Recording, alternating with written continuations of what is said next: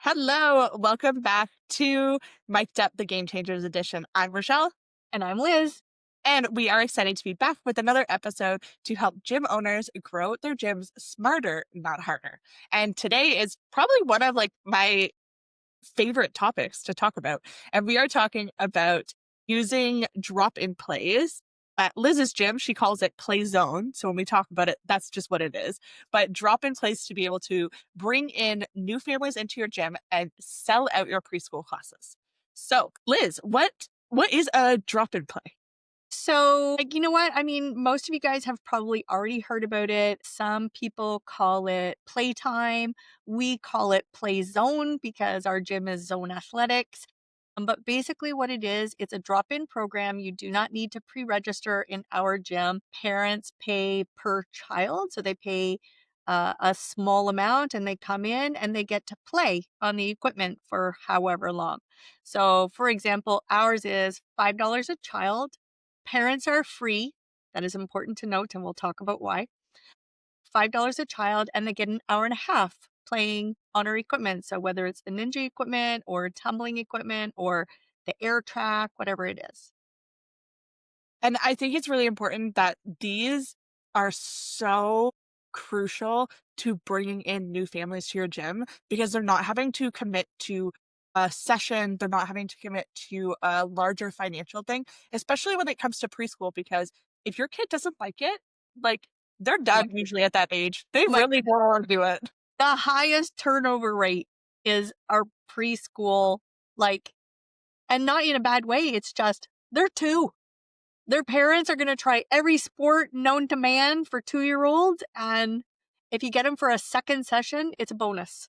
Which, like, as an athlete development, we look at children and their play, doing multiple sports is such an important part of that development, right? So it's Mm-hmm. not that like your programs aren't good.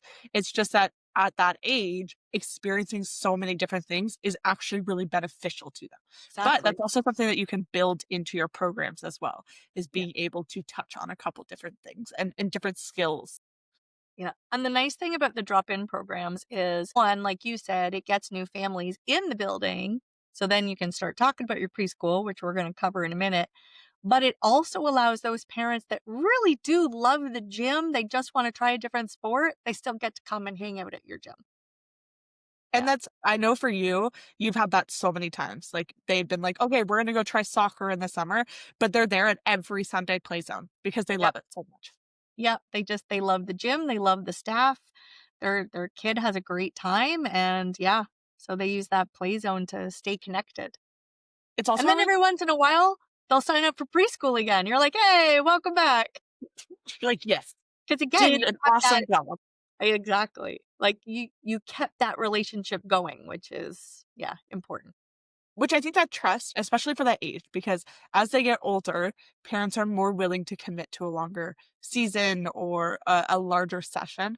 But for that one, you really like younger kids need to feel safe and parents need to trust that their kid, which is like their everything, they're like the sunshine in their world is okay and they can try things and they can do different things. And so it helps that trust factor of building it, but it also lets them just try your gym. So like we talk about like booking a gym tour for your tumbling classes or your cheerleading teams. The play zone is the gym tour for the preschool classes. Yeah. Yeah, exactly. It gives them that opportunity to come in and maybe not meet the staff member who runs the class, but it allows them to get comfortable in the space, which is also super important for preschoolers, right? A lot of them are shy. A lot of them, have a little bit of anxiety with new things. A lot of them are just unsure, until they come in the first time. So it does give them that sense of it's funny because when you have a 3-year-old who comes for play zone and the parent signs them up for preschool, when they come that first day of preschool, those 3-year-olds, they own your gym. They're like, this is my gym. I know where to go. I know what to do. And all because they were there for a drop in. Which They is also know really, this is where I put my shoes, you know? they're like move, get out the way. Like that's yeah. I have a couple U6s that are like that. They just they are they're ready, they know the routine, they know where to go. And then if you're like, okay, go grab this equipment, they can help you. And they're really like my U6s want to help me put away equipment. It is the best thing ever. But trying to watch 5 of them lift a panel mat is like the highlight of my week. It's pretty funny. It's pretty funny. So So with that, how do you set up your play zones? Like what makes it, is exciting for families? so we focus on color at Playzone. We like nice, bright colors. The mats in our gym are blue. The walls are gray and blue. Some of the equipment and crash mats are blue. So we try and add color. So anything that has like the bright primary colors, the red, the yellow, the secondary colors of green, pretty much Yeah. anything that's in a bright Purple. rainbow. Like we have stepping stones that work well for preschool. We've got a parachute in bright color. So whenever we look for items to add for preschool and our drop-in programs, it is always bright colors. We don't go for pastels, we don't go for black and white because colors with that age group make them feel happy and excited. And when you see, so we had play zone this morning and I just happened to, my office overlooks the gym. And I just looked out and I looked at all the bright colors of the equipment. I was like, oh, that looks like so much fun, because it's also not just about the kids. Our drop in program, parents are on the mats with them. We want the parents to come in and go, this looks like fun because we're not a playground. We don't have a ton of equipment. Our ninja equipment is 3 6-foot sections that are really designed for a little bit older of a child. So we want things to look bright and clean. And we want the parents to be like, I want to go here. I want my child to go here. So we focus on those bright colors. We set things up into not sections per se, but some equipment does not go beside other equipment, right? So like we have a mini ninja set. It's in a totally separate area because it's also good for like those babies that are learning how to climb things. So we set it in a space that is separate from the kids who are bouncing down the air track, right? To kind of help with the safety factor. I was gonna say That being said, you have a second set of mats, just like shorter mats next to it that are not sprung, and that's where you put all like your baby stuff. yeah, exactly. Well, we actually have two. So we have one section that's not sprung, and that's all the baby stuff. So we have actual baby toys. We have a xylophone. We have like pull along toys. We have walkers, all that kind of stuff. And then we have this fully sprung floor for mostly for the older kids. It's not that babies can't go on it. It's just the equipment we put out there is more for the older kids. And then we have a third section over by our ninja equipment. And we usually leave that space open with a crash mat. And then the kids can just do whatever they want over there, basically, without running into the kids that are using the barrel or the trapezoid or, the stepping stones or anything like that. So, yeah. So when it comes to starting a program, it's really important with all this equipment that Liz is talking about, they're really easy to place in, like yoga blocks, hula hoops. You can get like a preschool little slide. They're not super expensive, but it's kids Get, love it. get them at a yard sale. I think Yep. we got ours for like $7. Like, don't buy brand new. Go to the yard sales. I was going to say, even some of your baby toys, like Facebook Marketplace, depending on Value Village. I know we've gotten like xylophones and that sort of thing before there, but those are really, really great ways to start the program without having to invest in Yes. all of these things. And there also is like, we talk about colors, but also think about childhood development stages. And for babies, it would be like textures. So, Mm. like having a poppet, you're like, oh, that's my older kids. But like the Mm. texture for a baby is huge. We Or have a like felt giant hands and poppet. feet. We have a giant poppet, and the babies love it because it's squishy and they can like push on it. But the older kids actually play the game, right? So, Yeah. Yeah. The older kids are like, I know how to use this. And the babies are like, this feels cool. yeah, It's exactly. great because now we're using equipment and the equipment that we have for multiple programs. Um, yeah. And so, like, yeah, little things like felt hands. felt feet. You can get the Velcro like numbers, Velcro letters, Velcro shapes.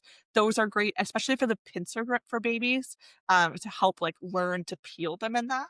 So they doesn't have to be expensive.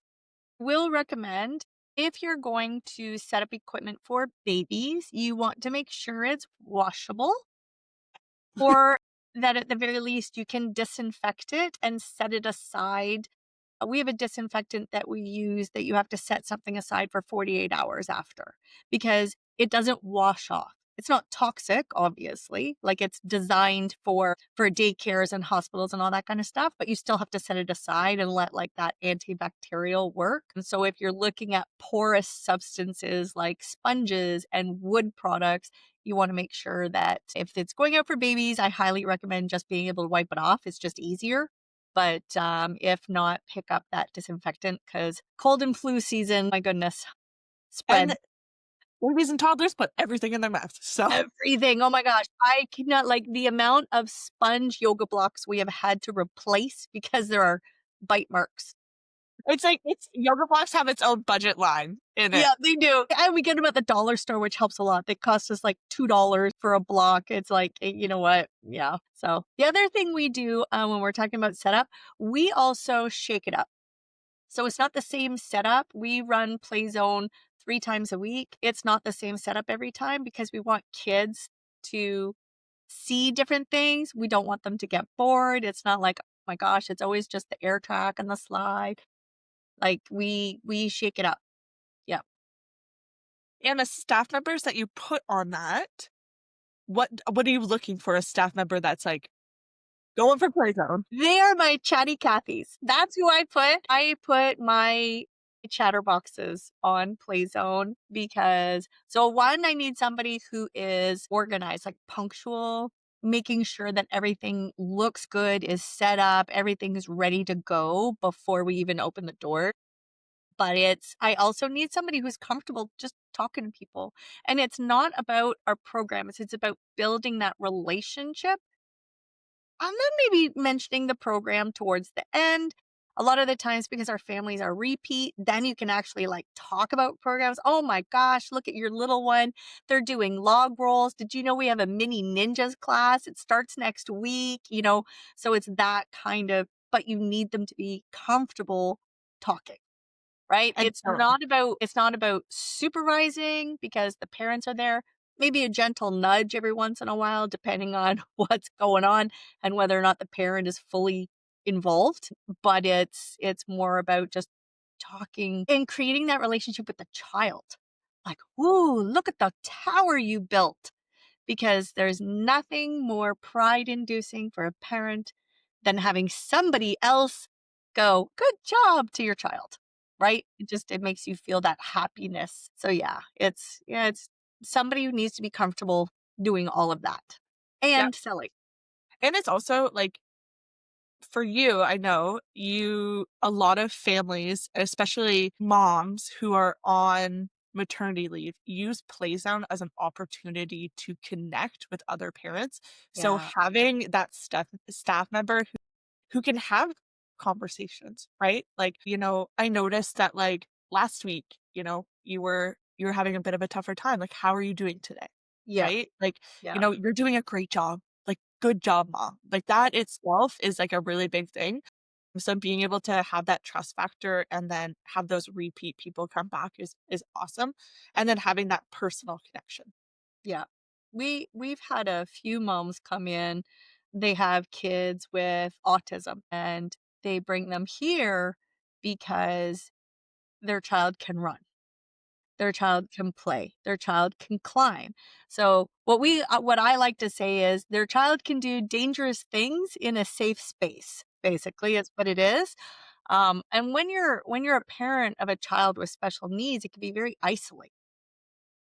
So you have that mom coming in with a child and she's exhausted and she's constantly running after them and oh, we're going to redirect here and redirect here and just having that other adult in your presence saying like what you said, you're doing a good job, mom.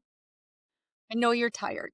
What can I do to help? Like it's not about babysitting the child. That's not our staff's responsibility, but it's about seeing the parent, and yeah, because like I said, it's hard, right? It's isolating and they're just looking for adult connection. Which is, like, so important. Like, we talk about friendships for kids and how important friendships are, but making friendships as an adult is really, really hard.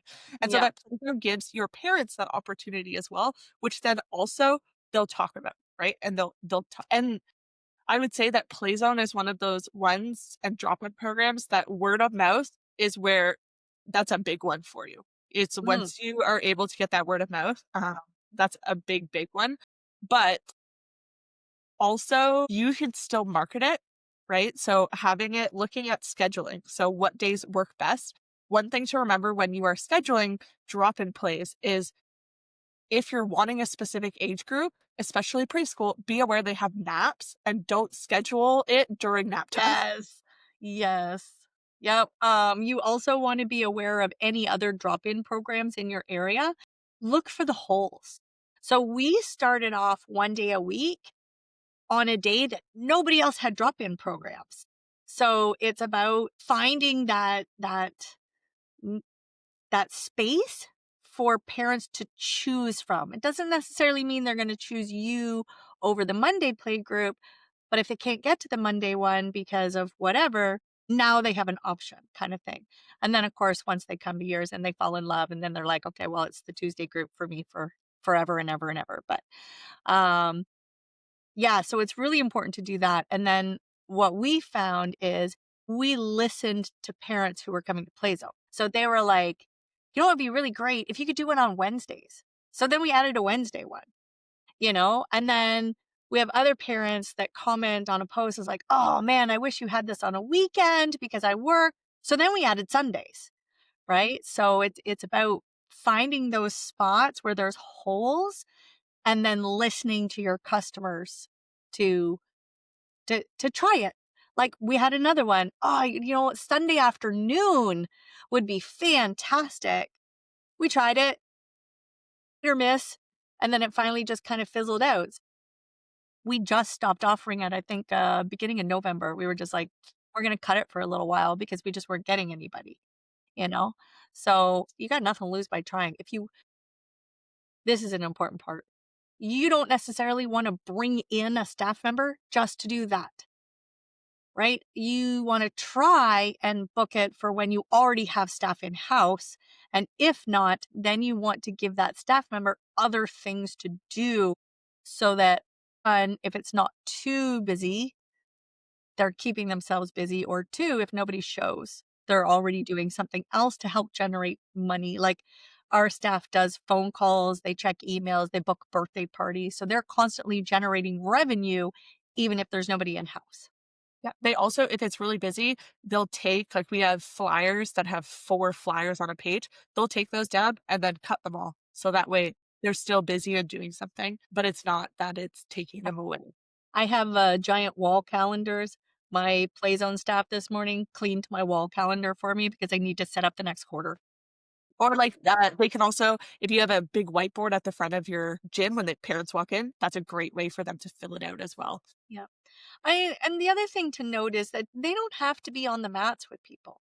Like they could be the greeter, they could wander around a couple of times, they can go away to do stuff and then come back and check in. Cause it's not, you don't need somebody to run it. The parents are there. You don't need somebody constantly hovering. We like to have somebody downstairs just to help create that relationship. And when it's really busy, we leave somebody downstairs so that if parents have Sure. questions, kids get away from their parent and they're running towards the back. I don't know, whatever it is. But like, so when it's really busy, we have somebody down there. But when it's quieter, it's more a matter of, we put music on, we greet them, if it's their first time, we give a little rundown of what to expect, where to find the washrooms, where to find the change table, that kind of stuff. And then we try and give them tasks to do downstairs so that they're accessible. It's not always. Sometimes our staff are like, I'm just going upstairs. I'm going to do a few emails, but I'll check in with you a little later. But if you need anything, just holler.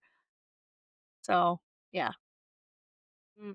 Yeah, so in terms of actually, like, setting it up, like you said, you do a drop-in. You could book it through a system if you have a limited amount of spots. When we do holiday or special play zones, we book them through our website, and there are a limited amount of spot, which we'll talk about in a second. But for a lot, depending on your space, if you have the opportunity to, doing a drop-in works really well because, a lot of times when it comes to play zones, people will choose to do it, like, 30 minutes before. They're like or they're out doing something like, "Okay, the kids are, like, a ton of energy, let's go to play zone. We'll burn it all off, and then we'll go for a nap." Yeah. Or the So, having opposite. that drop-in is really nice too. Or the opposite where they have it planned, "Okay, we're going to play zone," and then their child either, needs to desensitize or takes a nap, and now they're not out any money, right? So so And let's also, talk like, about sorry, go ahead. I was gonna say, let's talk about pricing, so we're probably talking about the same thing. That's exactly what I was gonna say. I said, "So, let's talk about money." So again, you wanna take a look at what your competitors in the area are charging. That you're not gonna set your prices. You don't wanna be the cheapest. You don't wanna be that cheapest person, and you don't necessarily wanna be the most expensive. If you're the most expensive, you wanna make sure that your experience is also the best experience, right? So if you're charging $20 for an hour, you better have all the bells and whistles and free coffee and all this kind of stuff. We actually, having said that, we are the cheapest in our area because I look at it as it's a break for daycare providers, it's a break for parents. My staff are already in house, so the money that we bring in is a bonus. We charge $5 for an hour and a half, but we're not babysitting. So we're literally renting our equipment for $5 a child. We have others in the area. We're not that far under. We have others in the area that charge $7. We have others in the area that charge $10. We have someone in our area that charges $14. Yeah, for the child. And that's the other thing is, like, these are just for the child. Yeah, just for the child. And right from the very beginning when we've done it, I've always joked with parents and like, adults are free as long as you bring a child. Like you have to have a child with you. You can't just come and play because that's a whole other topic. That's open gym. Yeah. So yeah, so it's $5 a child. We get a lot of great feedback, especially now because people's budgets are even tighter. We get a lot of great feedback of really, that's it? Yeah, it's just Yeah. $5. Come on in. $5 cash, No, credit, they debit, Apple Pay, Google Pay. How do you wanna pay? right? Like, yeah, we take a bunch of different types of payments. Um, it's drop in, but if they show up with at the beginning or they show up with only a half hour to go, it's still $5. So it doesn't matter when you arrive, it's $5. They don't have access to the upstairs. So, well, shouldn't say that. They do for the change table, but that's it. Like they don't have access to the fan zone. They don't get like free tea, coffee, like none of that stuff. It's literally just you come in and play with your child. And what we found was the feedback we get, especially from daycare providers, because these guys don't make a lot of money per child. That if they're lucky, they're making about $40 a day for a child. And we're charging them $5 to bring that child to us. This Whereas is an when you look at awesome the other marketing ones, opportunity. what's that? That's an awesome marketing opportunity for you to be able to, like, reach out to the smaller or local daycares that, they have 4 kids, they have 5 kids, they're home daycare. Like, come on in, you need an extra activity or, like, a field trip? Come on over. Or is it raining? Is Yes, it cold? Is everybody just like miserable and you just need out of the house? it's snowing Like and it's gross. No one wants bring to them leave. right? Like bring them here. So yeah. Yeah, the other one too is, like, marketing wise, air conditioning. If your facility is air conditioning, the middle Yeah. of the floor, that's a huge one. Whenever there's a big heat streak, we'll just be like, "Hey, we're air conditioned. Come hang out here, like, escape the heat." Yeah, exactly. Exactly. Yeah. And then, word spreads.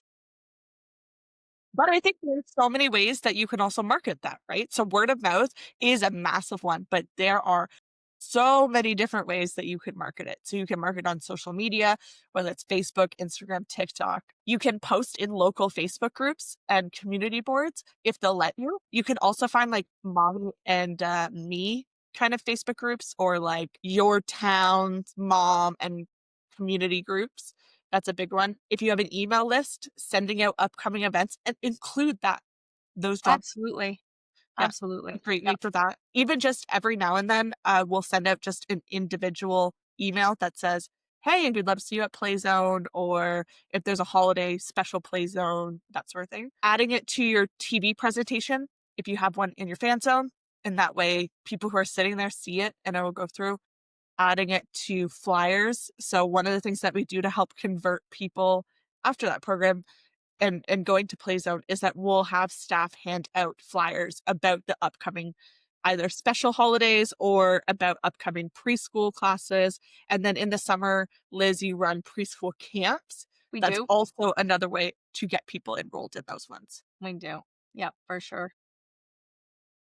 Another one that's really important is when you are marketing these, really talk about fun, socialization, taking a break, current connection, if it's drop in. So like it'll literally like in some of my marketing, I will put just drop in and say hi, like $5, just drop in and say hi and play.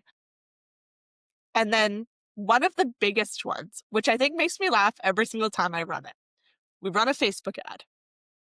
And it is it doesn't have to be a complicated Facebook ad. Like you can, especially when you first start it, having a small Facebook ad is a really, really good way to get that information out there. Spend $15, have them, have the information, talk about how much it is, put your location. Every time I run a Play Zone ad, the Sunday one will triple its attendance My God. almost every time. Crazy. It's crazy. 2 weeks ago, we had 37 kids. So that doesn't include the parents that come with them or the grandparents. We had 37 kids. And to put it in perspective, our Tuesday one this morning, we had one, So we keep our staff busy, like I said, but it's like, and then Sunday is like, I look at it and I asked our Sunday morning staff, I'm like, do you need a second person? Nah, Yeah. I'm good. She just spends her whole time milling around talking to people. So, yeah. And it is target, be hyper local. So when it comes to gyms, being hyper local for these kind of drop-in programs is really what's going to set it apart. So having it, within so many kilometers of your location, talking about stay-at-home parents, new moms, daycare providers, like you could run your own If app. you're if you're in a military town, talk about how it's a great way to meet other people. Yeah, new to the area, stop by. As an adult, we always talk about how hard it is to make friends. Use that. Use Yeah. that in your marketing. Yeah, and really, like, those Facebook ads, they make me laugh every single time. They get such good engagement, they get such good people, and I will spend $15. I will not spend that much, but I think, it's $15. We charge $5 per child. If I can get 3 kids, awesome. That'll break even on that point. I triple it, so we're usually pretty good. Those ones are usually pretty decent. Okay, so talking about converting. So yeah, like you said, Liz, using those connectors. Hey, like I saw that she was doing log rolls. I saw that he loved it. Here's a great program that they might be interested. Don't be afraid to send them home with flyers. Like we love quarter flyers. I will never turn down a quarter flyer to send home. It just gives them a quick little information, QR code. And they're super easy. Even if you have a staff member, like maybe they're new at running your drop in, or maybe they're a little shy about the selling portion, literally giving them a flyer to hand out as they're saying goodbye to people. Hey, thanks so much for coming. Here's a little bit of information about our programs. If you have any questions, happy to answer them or send us a message, or like it works for shy people too, Yeah. you And know? also the other one too is like your play zones are really great, inexpensive ways for you to give giveaways for. So like doing like a 2 free entries. Like one I can think of is that the local library did a if Yeah. you came to their program that they were giving away a prize. And so we gave them, okay, you get 2 free entries into Play Zone. And it was a massive hit. Like they got it. And within a day, we had them saying, hey, when can I pick this up? Because I'm Yeah. super excited. They were super happy. Yeah. Yeah. Okay. Last thing I want to talk about is holiday and special play zones because those things are money makers. So, what is the difference between a normal play zone and a special play zone? So a normal play zone is literally just drop in, it's regular play with the setups that we already talked about. Something like our holiday play zone or our New Year's Eve, really it's in the morning, but our New Year's Eve play zone, those are pre-registered. So people pay a little bit more, same amount of time, but we do more with them. It's a little bit more structured. They still get the free playtime, but like for example, our New Year's, we have a dance party that gets put on. We have a balloon drop. We do special things. They get a little gift to take home, like that kind of thing. So it does cost a little more. They are extremely popular, so we put a cap on it. And there are always people messaging day of, do you have any space left? So depending on, because we've learned we usually buy extra things, right? If we're giving away a gift, we usually buy extra. Depending on staff availability, we may open up another 5 spots, 10 spots, and there are always people at the door. So I have a staff member who's fantastic. She'll let them in because it's not about facility space. It's about, again, like the number of things we have. She's usually really good. The other thing we do with that is we charge more at the door. So Yeah. it gives us a better idea of what numbers are going to be like, but every year we have families going, please, please, please, can you just let us in? So it'll be interesting this year because our Sunday play zones are so popular right now. I have this funny feeling it's going to be large. We had 40 some odd kids last year at our New Year's Eve one, so Well, I and think we it's had a 3 lot years of ago. repeats. Yeah. What's that? I was gonna say 3 years ago, I think was the first time, and we went into it, and because it's during the break of when we don't have classes and there's no team practices that are running, we went into it like, "Oh, okay, yeah, there's not that many people, like, okay." And it was, like, the night before, Night all of a sudden. before, I was I was on vacation watching the registrations come in, and it's like oh my goodness, I was panicking because 'cause I'm like, "Did they buy enough stuff? Did they?" And then, of course, yeah, my staff were amazing, so they had everything taken care of, but yeah, so Yeah, and it went from, like, 10 people registered to the day of the event had, like, 35, and yeah, so yeah, that is one of those things where, like, parents will see it and they're like, "Oh, okay, if we're feeling good, if we're, like, not super tired," because it is the holiday season. Like, it is especially even, like, we run an Easter one, we run a holiday Santa Claus one, and then a yeah, New Year's Eve and bash, then and every yeah, year. it gets busy, but they are, like, we'll charge more for them to register, and then we charge more for them to be at the door, and we say, "There are limited spots. We may need to turn you away." We try not to, but the reality is, like, we've had it where there's been 50 kids in, and you're like, "I gotta open another room." Yeah, and that is another thing is, like, look at what is offered for things. So, like, we'll run a civic holiday one.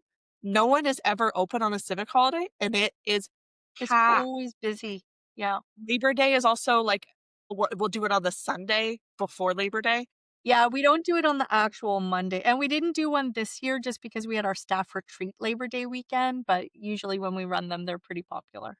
Yeah, because no one's doing anything, and those parents are looking to fill those times. Yeah. So before we go, let's talk about speaking of holiday celebrations and holiday play zones. Liz, you want to talk about our new product? Oh my gosh, I am so excited for these. Okay. If you're listening to this and you're just like, I don't know how to put that together. I don't know if I have enough ideas. Like, how do I keep these kids entertained? We got you covered. We have a special holiday bundle. So for $99, you get two done for you preschool events. You don't have to do anything except run it. Pretty The much. lesson plan is in there, the marketing ideas are in there, the email marketing ideas are in there. Like, everything that you could think of is in there. All you have to do is promote it. That's it. But you don't have to do any of the work. All the graphics are in there. So it is and like for $99, you know, less than $100 Canadian. So for all of our American friends out there, it's about 55, $60, for the two of them. It is the holiday play zone, so the one that we were just talking about, and our super popular New Year's Eve one, the one that we literally look at turning people away at the door. If you have not run a New Year's Eve drop in, I'm telling you, it is worth it. We also don't do it on New Year's Eve, just so you know, because parents are super busy getting ready for the parties. We usually hold it on the 30th, sometimes the 29th, depending, but it is a New Year's one and is, yeah. So for $99, if you want to have some fun for a couple of hours, highly recommend picking that up. It'll even give you ideas of what to put out for your play zone. So like, here's all the things, right? Here's ideas for your crafts to have a little craft station. Like I said, everything is included and it just makes it easy. You can launch these events in 30 minutes. So it is not like, oh, I need to plan this. I need to spend 2 days figuring it out. No, in 30 minutes, you can be on your website, on your registration, on your social media, promoting it and getting registrations. And then when you get those people in, talk about how incredible all the things are and how much fun they're having, and then convert them so you're having sold out preschool classes. Because Yes, we're all about making gyms grow smarter, not harder. absolutely. So, quick action items for us to kind of wrap up. If you do not have a drop in play, set a time in your schedule to do a drop in play and try it. Promote it in 2 local Facebook groups and run a small $15 Facebook ad targeting your area to get them there. And then let us know how it goes. We love hearing from people. We have our free Facebook group, The Game Changers, and we love hearing from people about how it is going. You have questions. You're like, hey, this works, but how do I make it better? Or like, I like this one thing, but I want to adjust it. Post in the group. Let us know. We love chatting with you guys and helping you grow your gyms. We are all about being here for your success. So, with that, Liz, anything you want to kind of say to wrap it up? Happy holidays. Yeah. Just One do more it. podcast before the end of the year, which is wild because it's December now. Yeah. I don't know where 2025 went, but I'm so excited to help more gyms grow in 2026.